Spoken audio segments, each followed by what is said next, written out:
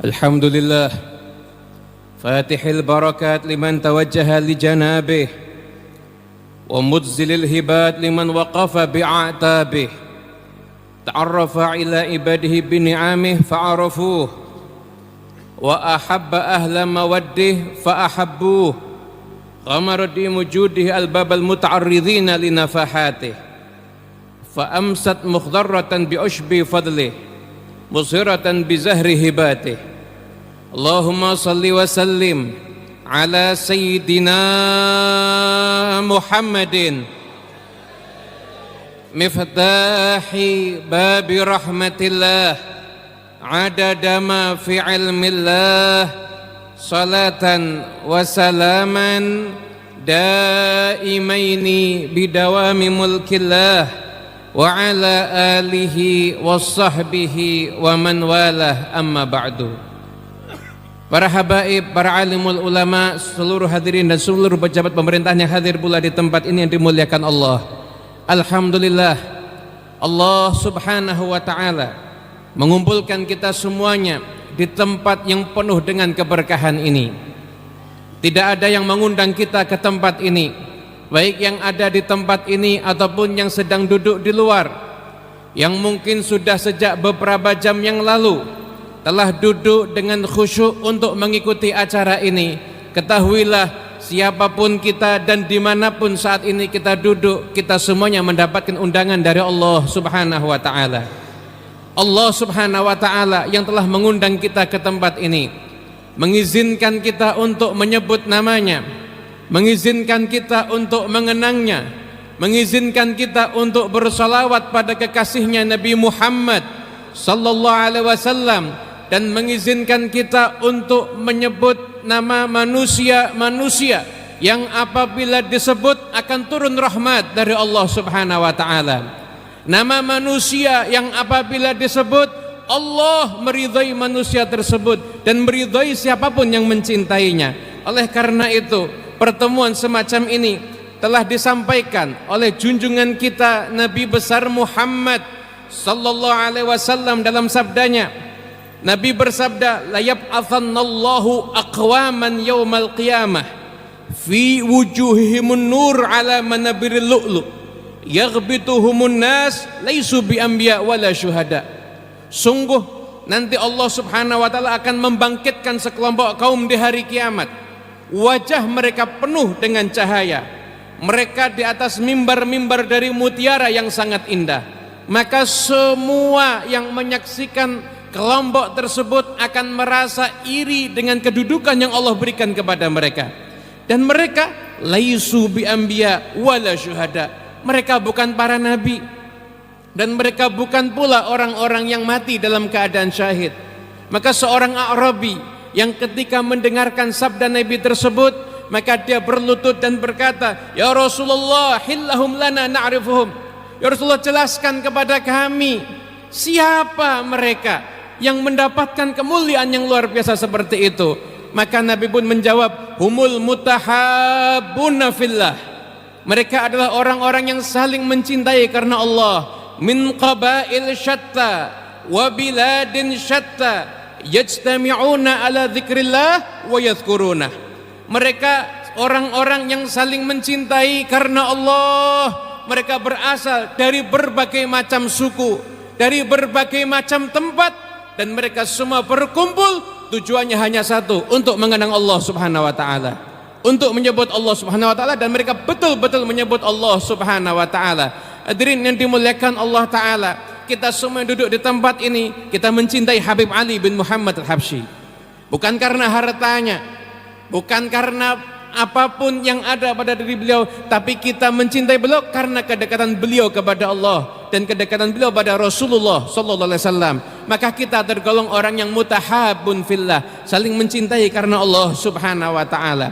Oleh karena itu, mungkin dalam suasana yang penuh dengan kekhidmatan dan kehusyuan ini, izinkan kami untuk menjelaskan tentang perjalanan hidup, begitu juga pribadi sosok yang saat ini kita berkumpul karenanya di tempat ini, yaitu Al-Imam Al-Arif Billah Al-Habib Ali bin Muhammad bin Husain Al-Habsyi.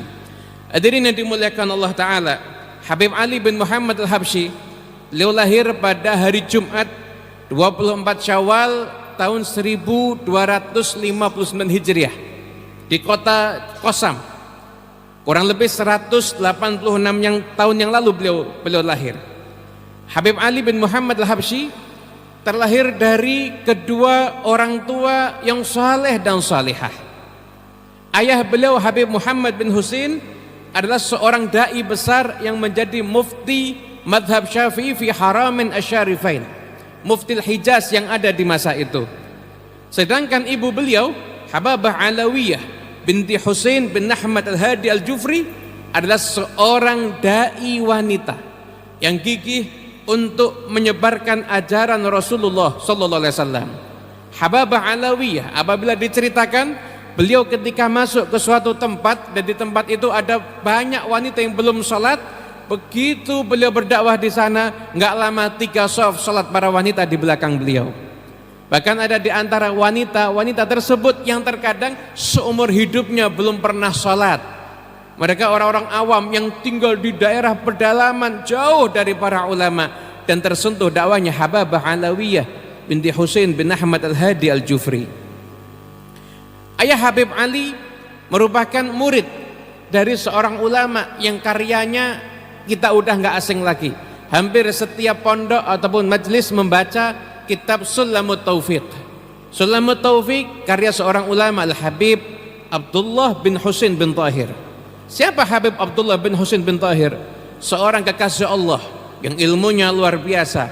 Amalnya setiap hari membaca 25.000 kali kalimat ya Allah, 25.000 kali kalimat la ilaha illallah, dan 25.000 kali salawat kepada Nabi Muhammad sallallahu alaihi wasallam. Salat malamnya beliau baca 10 juz Al-Quran. Salat duhanya 8 juz Al-Quran. Itu amalan Habib Abdullah bin Husain bin Tahir. Dari sosok seperti inilah lahir pendidikan yang luar biasa. Manusia ditarbiyah dan dalam hidupnya yang dicari adalah ridha Allah Subhanahu wa taala. Habib Abdullah bin Husain bin Tahir sangat mencintai murid beliau yang saat ini, yaitu Habib Muhammad bin Husain. Bahkan pernah Habib Abdullah bin Husain bin Tahir beliau mengatakan, sungguh Muhammad bin Husain adalah seorang yang sangat tulus di dalam berdakwah, dan Allah nanti akan menjadikan bahwasanya keturunan beliau akan menjadi ulama-ulama yang saleh dan ilmunya bermanfaat. Habib Muhammad bin Husain Al-Habsyi itu apabila beliau telah mendapatkan perintah dari gurunya untuk berdakwah, beliau pergi ke satu tempat dan gak pernah berpikir di sana tinggal di mana, ongkosnya gimana, kemudian hidup dari mana. Beliau gak, gurunya perintahkan maka beliau akan datang dan berdakwah. Pernah suatu hari gurunya menyampaikan, Muhammad, pengen balasan apa? Kamu pengen saya beri apa? Maka Habib Muhammad mengatakan, wahai guruku, wahai Habib, gak usah. Allah yang ngasih rezeki aku di tempatku akan juga ngasih rezeki aku di sana. Saya cuma mau berikan untuk taat kepada Allah Ta'ala, menyenangkan Rasul dan menuruti perintahmu wahai guru.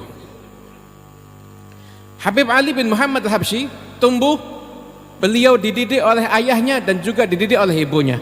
Namun di usia beliau 7 tahun ketika itu, ayah Habib Ali yaitu Habib Muhammad mendapatkan tugas dari gurunya untuk pergi ke Mekah dan untuk berdakwah di sana. Dan gurunya pun menyampaikan, sesungguhnya di wilayah Mekah ketika itu, di wilayah haram makmur, banyak sekali para ulama, banyak sekali majlis-majlis ilmu.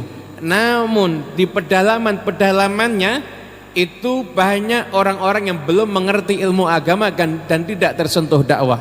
Maka gurunya Habib Muhammad mewasiatkan, kamu pergi ke Mekah dan kamu datangi pedalaman-pedalaman pelosok itu, orang-orang yang nggak kenal dengan agama, nggak kenal dengan Allah, yang nggak tahu caranya sholat, nggak tahu caranya berwudu, maka kamu ajari mereka semuanya ajaran suci Nabi Muhammad sallallahu alaihi wasallam. Habib Ali, beliau kemudian tumbuh di dalam didikan ibunya. Sejak kecil Habib Ali sudah ditarbiyah oleh ibunya, nggak salah pilih idola, yang diidolakan orang-orang saleh, yang dibaca, yang dikaji, kehidupannya para aulia Allah wassalihin. Maka setiap beliau itu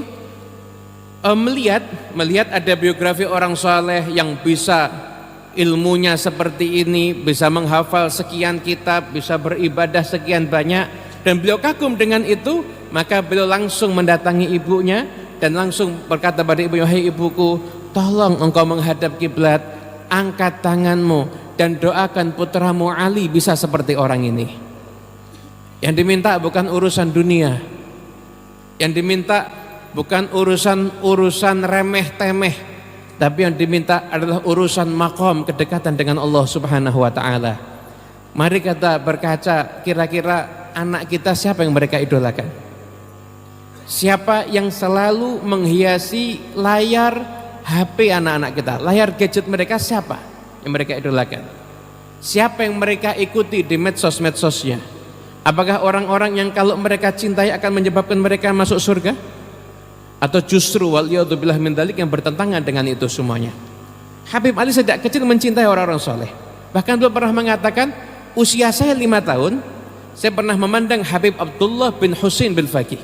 Dan beliau itu menyampaikan itu, beliau mengatakan sampai sekarang wajah itu terekam dalam memori saya bisa mensifatkan dengan jelas tentang beliau. Padahal hanya ketemu sesaat dan ketika itu usianya 5 tahun. Karena kecintaan dan pengaguman kepada kaum salihin yang luar biasa. Habib Muhammad bin Husain al-Habsyi beliau menghabiskan waktunya untuk berdakwah di jalan Allah Subhanahu wa taala. Di siang maupun malam beliau berdakwah. Bahkan metode dakwah Habib Muhammad mungkin lebih maju dari kita semuanya. Ini Habib Muhammad punya metode yang luar biasa. Beliau itu dulu mau mendakwahi petani-petani yang ada di ladang. Maka ketika itu beliau bawa muridnya. Ini petani-petani kalau pagi, siang, sore mereka kerja. Kalau malam udah capek, kalau mau diisi pengajian udah nggak bisa. Maka ini Habib Muhammad bin Husain datang bawa muridnya. Muridnya disuruh kerja di ladang, di sawah, maka petaninya disuruh belajar ilmu agama. Sampai petani itu bisa ilmu agama, maka pindah ke tempatnya lain. Seperti itu. Sehingga orang-orang itu dia nggak berat untuk belajar. Kenapa? Karena sekalipun belajar, kerjaannya dia menyelesaikan. Dan bagaimana khidmatnya muridnya Habib Muhammad bin Husain ketika itu, sampai menggantikan tugas petani aja mau demi agar tersebarnya dakwahnya Rasulullah Sallallahu Alaihi Wasallam. Habib Muhammad bin Husain pun juga pernah suatu ketika beliau duduk bersama dengan 2 sahabat karib beliau, yaitu Habib Abdullah bin Umar bin Yahya dan Habib Muhsin bin Alawi As-Sagaf. Maka mereka duduk dan mereka membuat satu perjanjian, bukan kontrak bisnis, kontrak dagang atau kontrak investasi, enggak, bukan itu. Tapi mereka semuanya buat satu perjanjian bahwasanya sisa hidup mereka akan mereka gunakan untuk berdakwah di jalan Allah Subhanahu wa taala. Maka saking pentingnya janji mereka ini sampai perjanjian itu diabadikan dan mereka betul-betul semuanya mengabdikan hidupnya di jalan Allah Subhanahu wa taala. Hingga Habib Ali bin Muhammad al-Habsyi, beliau ketika mensifatkan ayahnya, beliau mengatakan, "Famin walidi muftil Hijazi Muhammadin talaqqaitu rushdi fi suduri wa iradi imamun jalilun qaddasallahu sirrahu lahu da'watul uzma binushin wa irsyadi bihi qad hadal maula minal khalqi ummatan qad ittakabat fil jali khittati ibadi da'aha bilutfin fastajabat linushihi bisidqin wa ammat hadiral qaumi wal badi ra'ani wa rabbani wa arju baqa'a ma ra'ani li auladi jami'an wa ahfadi." Beliau mensifatkan, dari ayahku Muhammad, seorang mufti di Hijaz, aku mendapatkan petunjuk untuk menuntut ilmu dan menyampaikannya. Beliau adalah seorang imam yang agung. Semoga Allah Ta'ala mensucikan siri beliau. Dakwahnya agung dan berisi nasihat dan petunjuk. Melalui beliau Allah memberikan hidayah pada sekelompok manusia yang karena kebodohannya telah menjadi jauh dari Allah Subhanahu wa taala. Da'aha bilutfin fastajabat linushihi bisidqin wa ammat hadiral qaumi wal badi. Dengan lemah lembut beliau berdakwah, maka mereka pun sungguh-sungguh menerima nasihatnya sehingga tersebarlah dakwah ke seluruh penduduk kota, bahkan pedalaman-pedalaman. Beliau merawatku dan dengan penuh kasih sayang mendidikku, maka aku berharap perawatan, perlindungan beliau berikan tetap diberikan kepada putra dan cucu dan kepada kita semuanya dan anak keluarga kita semuanya insyaallah. Di usia Habib Ali ke-17 tahun, maka Habib Ali dipanggil ayahnya untuk ke Mekah.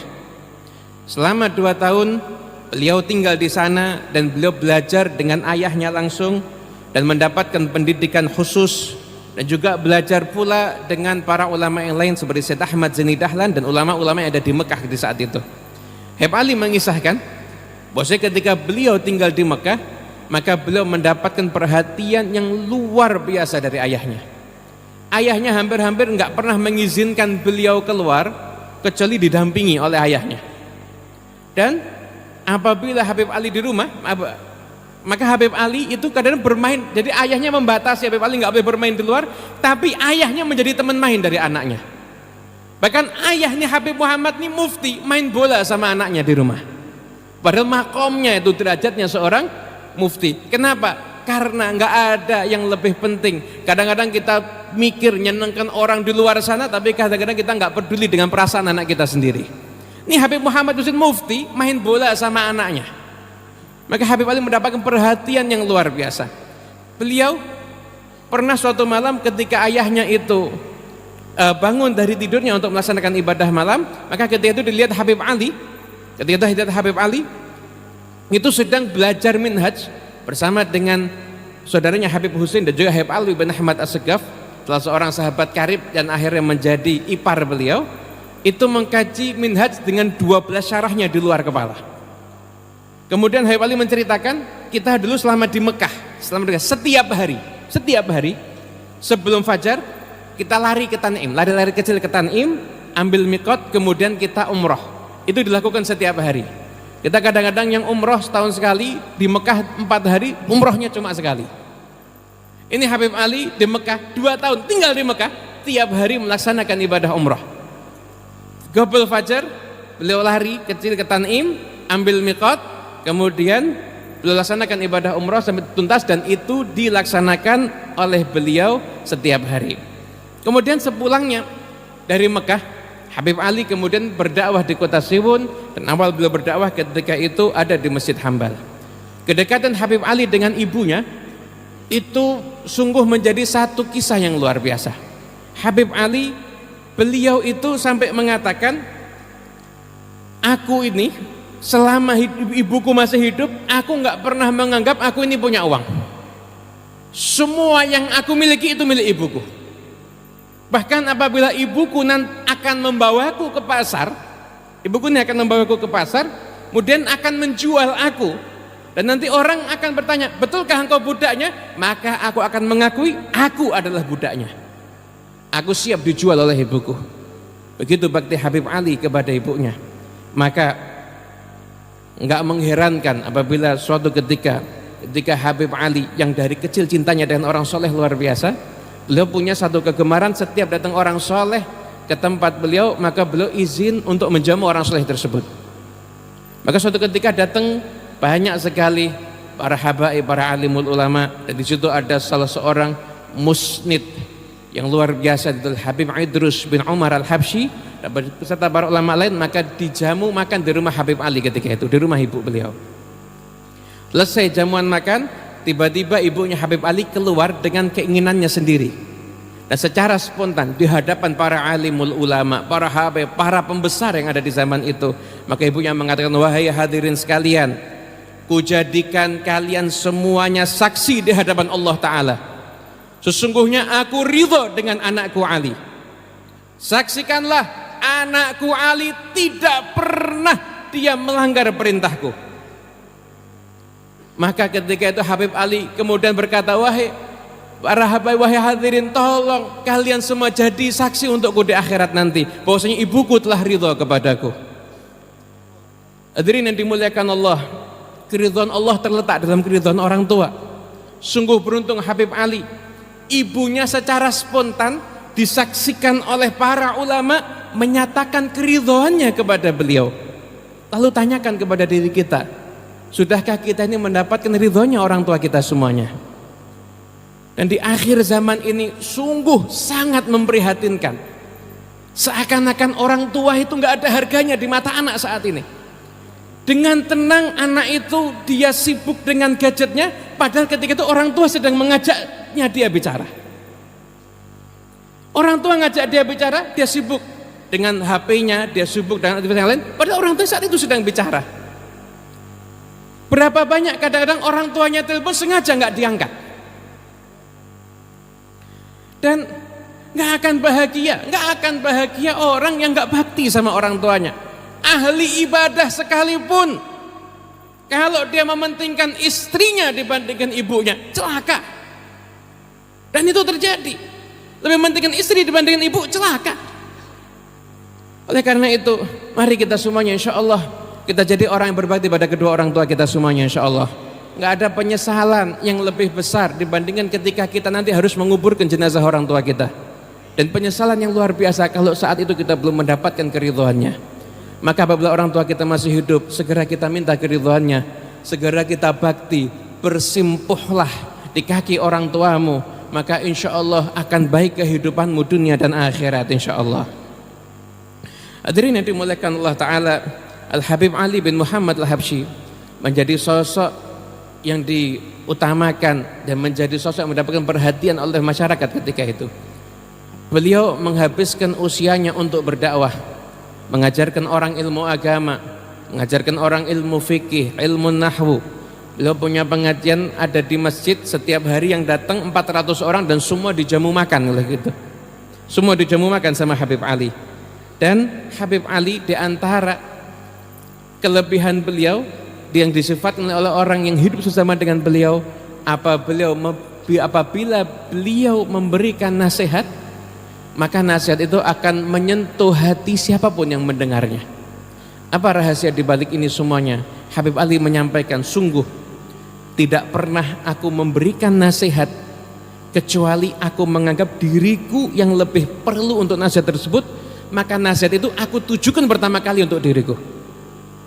Baru setelah itu aku niatkan pula untuk orang lain. Bahkan beliau pun juga menyampaikan, aku sampai zaman sekarang ini nggak pernah ada orang yang datang kepadaku dan mengatakan, wahai Habib, engkau punya aib ini, aibmu ini, istighfarlah, bertobatlah. Tapi beliau, kenapa nggak ada orang nasihatin aku? Kenapa nggak ada orang yang negur aku? Demi Allah, kalau ada orang datang menyampaikan kepadaku aibku, itu lebih aku senangi dibandingkan dia memberikan apapun juga untukku. Hadirin yang dimuliakan Allah, Habib Ali nggak ada yang datang nyebutkan aibnya karena orang hampir nggak ngelihat.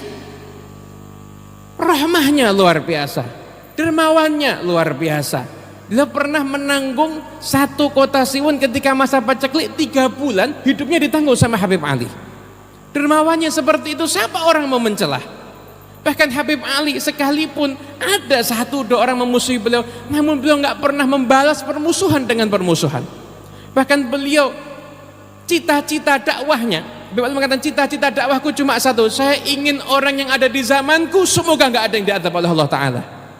Saya ingin sebanyak mungkin orang masuk ke surganya Allah Subhanahu wa Ta'ala. Itu prinsip dakwah Habib Ali, dan itu beliau buktikan. Setiap beliau itu akan tidur, maka Habib Ali mengatakan, ya Allah, aku maafkan semua orang yang berbuat kesalahan kepadaku. Setiap akan tidur, maafkan kesalahan orang lain, maafkan orang yang jahat pada beliau, maafkan orang yang menzalimi beliau, maafkan orang yang berbuat yang tidak baik kepada beliau. Hadirin yang dimuliakan Allah Ta'ala, begitulah amaliyah daripada Habib Ali bin Muhammad Al-Habsyi.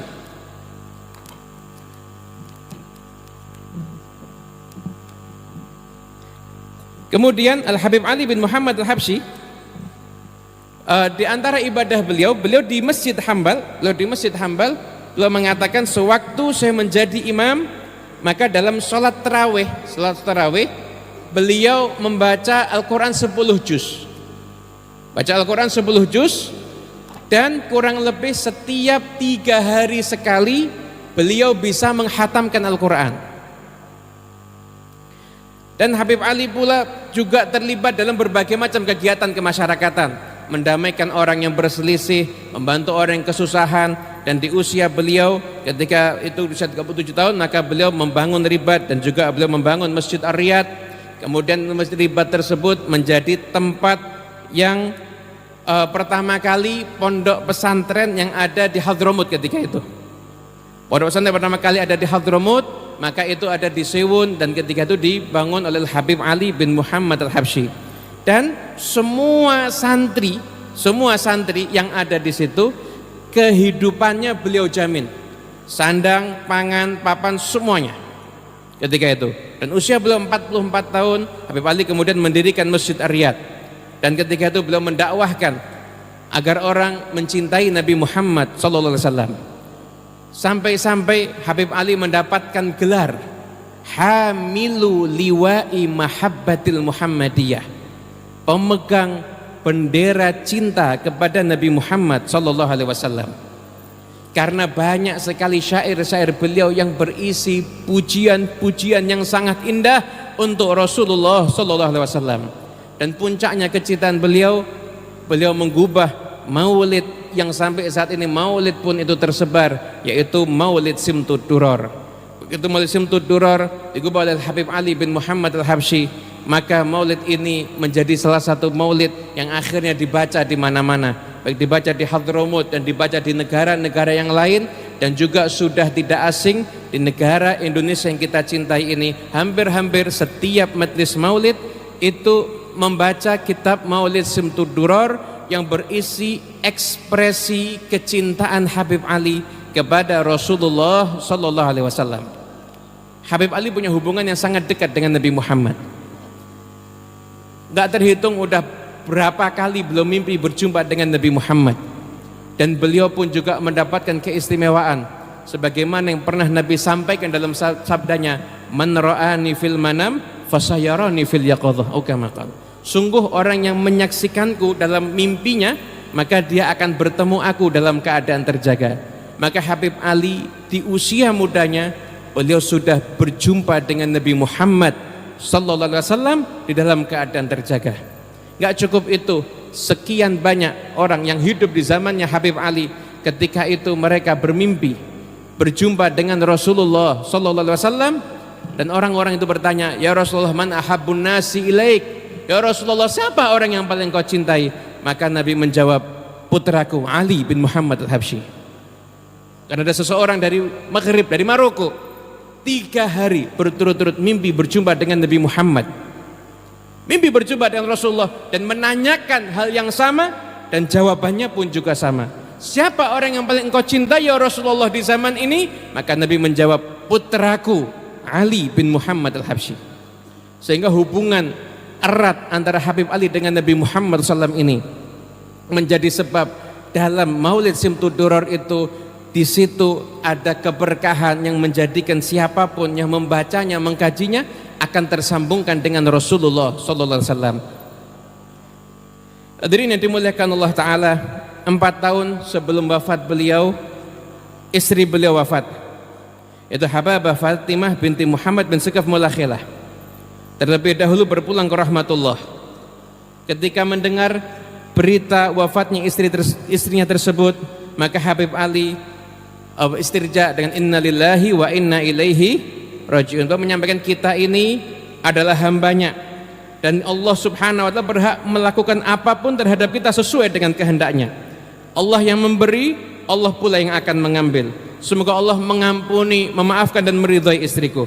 Dan di antara salah satu yang Habib Ali sampaikan tentang istri beliau menyampaikan bahwasanya beliau meminta semua yang hadir untuk menyampaikan, ya wahai semua yang hadir, saksikanlah bahwasanya aku ridho kepada istriku. Semua yang hadir yang ada di tempat itu, Habib Ali menyampaikan, saksikanlah bahwasanya aku ridho kepada istriku dan aku telah memaafkan semua kesalahannya. Istriku alhamdulillah telah hidup bersamaku selama 40 tahun, sekalipun tidak pernah membuat aku bersedih. Dia melayaniku tidak menganggap dirinya istri, namun melayaniku seperti menganggap dirinya itu pelayan. Dan melayani semua tamu-tamuku dan semua murid-muridku dengan akhlak yang mulia, sehingga tidak ada satupun yang kecewa kepada istriku. Dan akhirnya hari ini semua mata pun menangisi kepergiannya.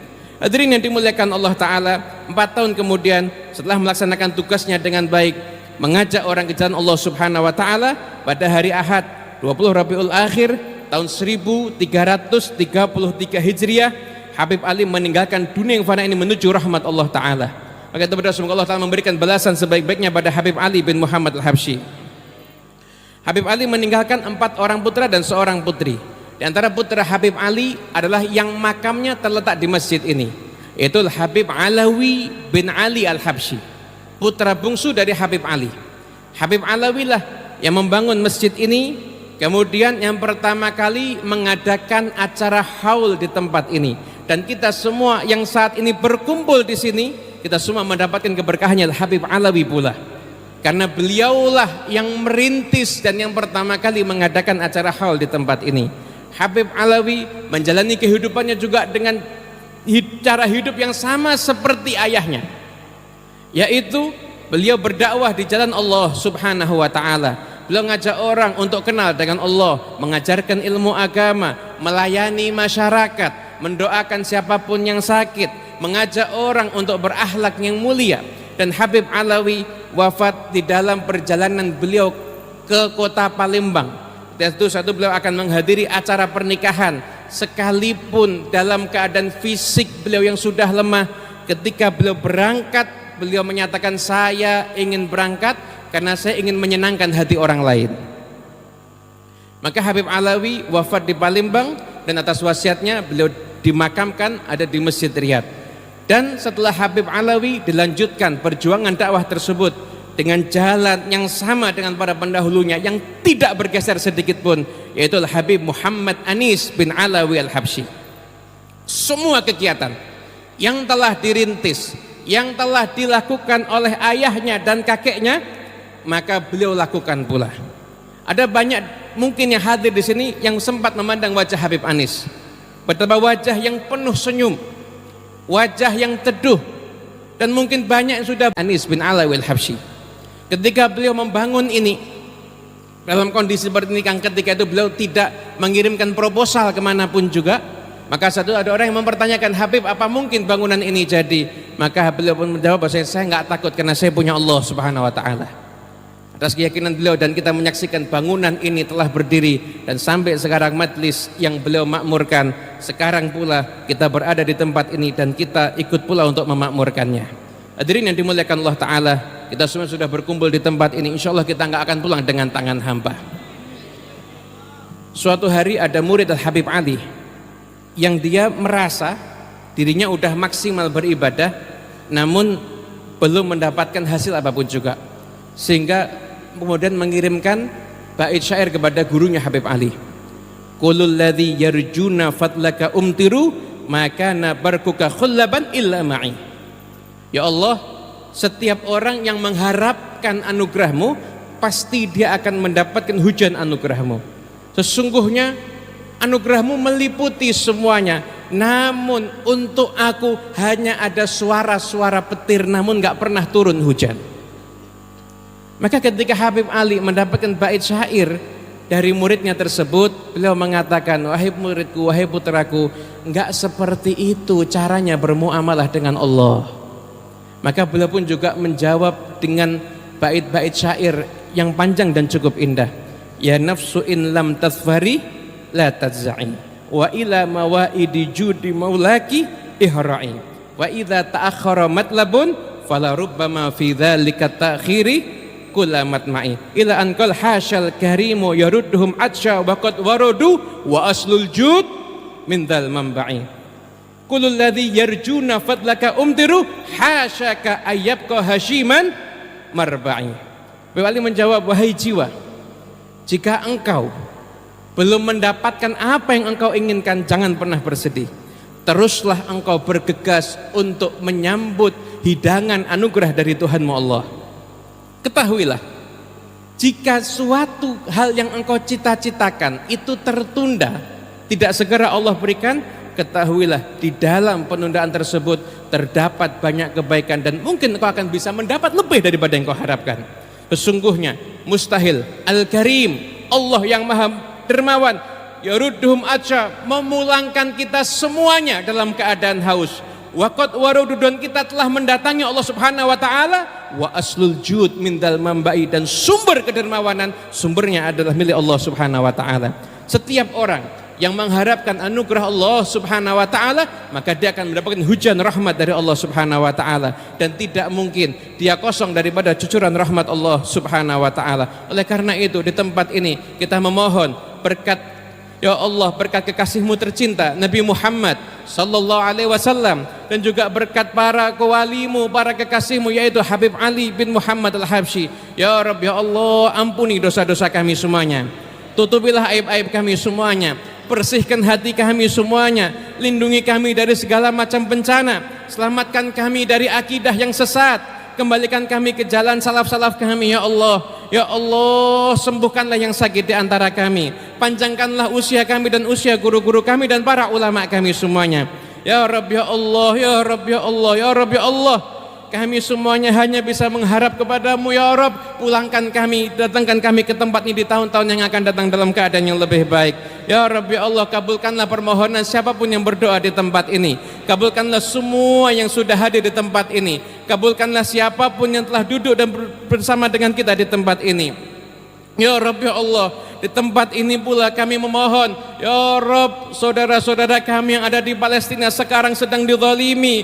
Ya Rabb, ya Allah, turunkan pertolonganmu. Ya Rabb, segerakan pertolonganmu. Ya Allah, jadikan mereka semuanya mendapatkan perlindungan dan kasih sayangmu. Ya Allah, ya Rabb, ya Allah, berikanlah kelembutan dalam takdir yang menimpa mereka, jadikan mereka semuanya orang-orang yang kau muliakan di dunia dan di akhirat. Ya Rabb, ya Allah, selamatkan Baitul Maqdis dari cengkeraman para musuhmu. Ya Allah, kami tahu janjimu, ya Allah, bahwasanya kaum muslimin akan berkibar benderanya, dan percepat kibarnya benderanya kaum muslimin. Ya Rabb, jadikan mereka semua yang wafat mendapatkan maqam syuhada, wafat dalam keadaan syahid, dan yang masih hidup engkau jadikan selalu mendapatkan perlindungan dan pertolonganmu. Ya Allah, ya Rabb, dengan kekuatanmu, pertolonganmu, dan kehebatanmu, kemahamampuanmu, ya Rabb, maka semua kekuatan itu menjadi kecil di bawahmu. Ya Rabb, tidak ada kekuatan yang akan bisa mengalahkanmu. Ya Allah, maka tunjukkan kekuatanmu, ya Allah, untuk menolong kaum Palestina dan seluruh kaum muslimin dimanapun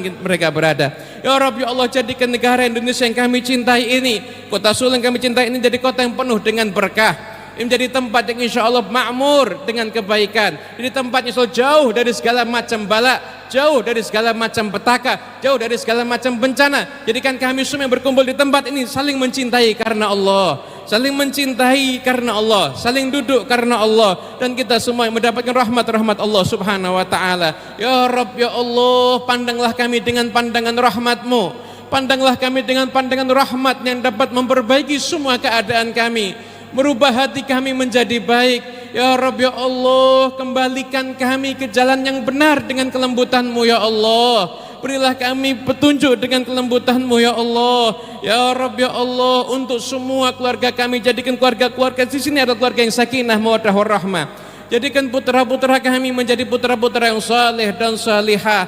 Ya Rabb, ya Allah, putra kami hidup di zaman fitnah, maka selamatkan putra kami. Ya Allah, jagalah imannya, jagalah akidahnya, jagalah ibadahnya, jagalah moralnya, jagalah akhlaknya. Ya Rabb, ya Allah, jadikan kami semuanya bisa menyaksikan putra-putra kami menjadi orang-orang yang saleh dan salihah.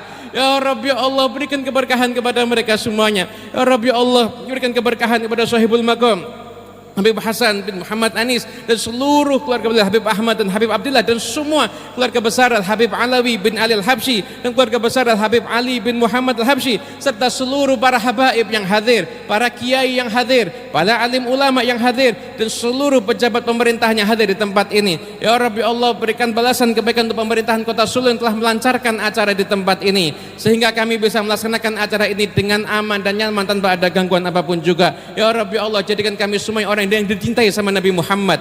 Izinkan mata kami memandang Nabi Muhammad, izinkan kami berjumpa dengan Nabi Muhammad SAW dalam keadaan beliau ridha kepada kami semuanya, dan kabulkan semua doa-doa kami semuanya. Ya Rabb, panjangkan usia kami fi ta'atin wa afiyah, dan akhiri usia kami semua dalam keadaan husnul khatimah. Rabbi faj'al mujtama'na ghayat husnul khitami wa'tina ma qad sa'alna min atayakal jisami wakrimil arwaha minna biliqa khairil anami wablighil mukhtara anna min salatin wa salami walhamdulillahi rabbil alamin.